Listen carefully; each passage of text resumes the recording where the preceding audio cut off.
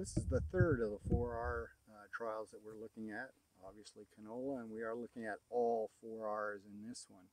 It's very similar to what we discussed in the spring wheat trial. In this one, we've got 2 times of application. We've got fall, we've got spring. We're looking at different methods of application. We've either broadcast nitrogen or we've side-banded the nitrogen.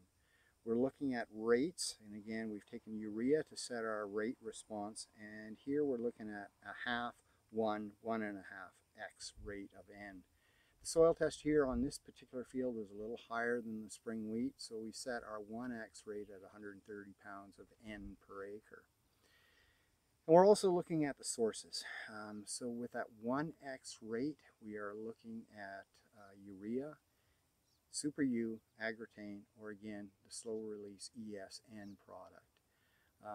With those products, we have either banded them in the fall, we banded them in the spring, or we broadcast the product in the fall of the year. Again, we're seeing some strong nitrogen responses to our fertilizer applications. We're seeing a time of application, I think, although it's not as strong as our rate response, but we'll see when the data is shaken out. I don't know if you can see this in the video, but the trial or the crop that I've got my notepad over, this is our control, so there's no nitrogen.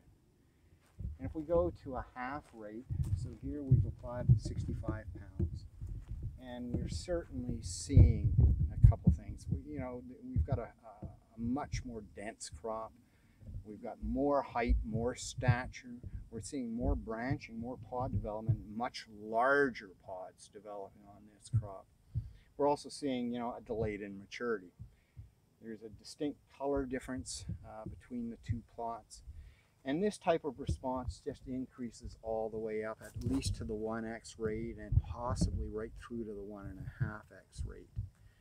So we are seeing some distinct rate responses, with canola under irrigated conditions, even, in the reasonably dry rainfall year. Now we are applying irrigation, but we haven't applied a great deal, leaving stress off of it and giving it a little bit extra. I'm trying to maintain this at a field capacity of about 75%, or a moisture content of about 75% field capacity.